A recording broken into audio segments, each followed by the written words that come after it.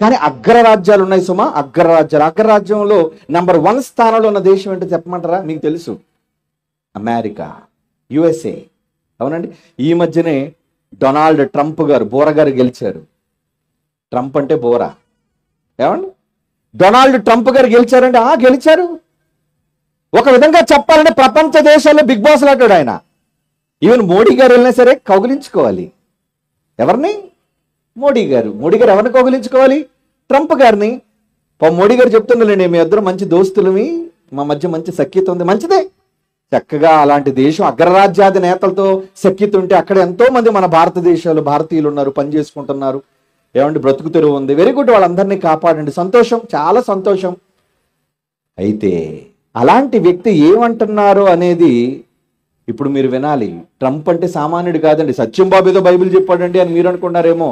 ప్రపంచ దేశాల్లో నంబర్ 1 దమ్మున్న దేశం అమెరికా అయితే ఆ అమెరికాను ఏలే ఒక ట్రంప్ గెలిచినప్పుడు ఏమంటున్నాడు చూద్దామా, విందామా సాక్ష్యం. కమా.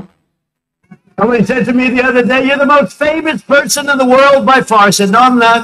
చాలా మంది అంటున్నారా, మీరేనండి ప్రపంచంలో గొప్ప ఫేమస్ కలిగిన వ్యక్తి, ప్రజాదరణ పాపులర్ కలిగిన వ్యక్తి అని అన్నారు. "No, I'm not." ఇతనేమన్నా, నో నో నో నో, నేను కాదు, నేను కాదు. I said, "Yes, you are." I said, "No." He said, "Who's more famous?" I said, "Jesus Christ."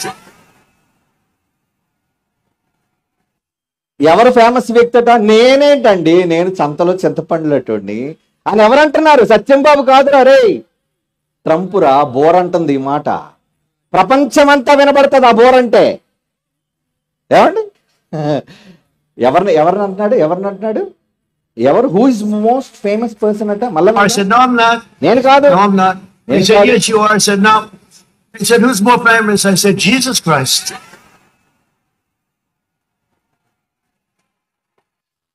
All Americans need a Bible in their home, and I have many.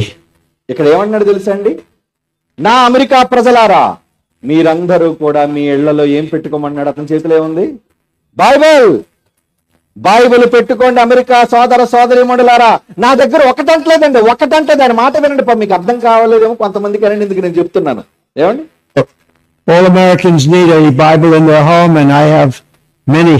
నా దగ్గర అయితే చాలా Bible అన్నాడు. అన్ని బైబిల్ ఉండాలి నీ దగ్గర? మరి బైబిల్ అంటే ఏమనుకున్నావయ్యా? ఏమనుకుంటున్నావు?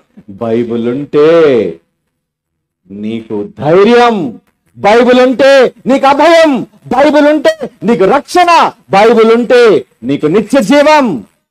That is the power of Bible. అగ్రరాజ్యాది నేతలు వణుకుతూ బైబిల్ బైబిల్ బైబిల్ బైబిల్, ఇక్కడేమో బైబిల్ తగలబెడుతున్నారు. అయ్యి వాళ్ళు తగలబెట్టుకుంటారా? పర్లేదు, పుస్తకాలు రా, కాగితాలు అవి. ఎవడో ముద్రించిన కాగితాలు నువ్వు తగలబెట్టేసినంత మాత్రాన ఏమైపోద్ది? బైబిల్కి ఏది ఖ్యాతి తగ్గిపోయిందా? నువ్వు తగలబెట్టి కొన్ని సంవత్సరాలు అయిందేమో. ఇప్పుడు ఫ్రెష్ మాట బైబిల్ కోసం ట్రంప్ గారు నిన్నే పలికారు. నువ్వు వెళ్తావు ఆయన దగ్గరికి? వెళ్దామా? గేట్ దగ్గరికి కూడా రానోడు ఇలాంటి వాళ్ళని.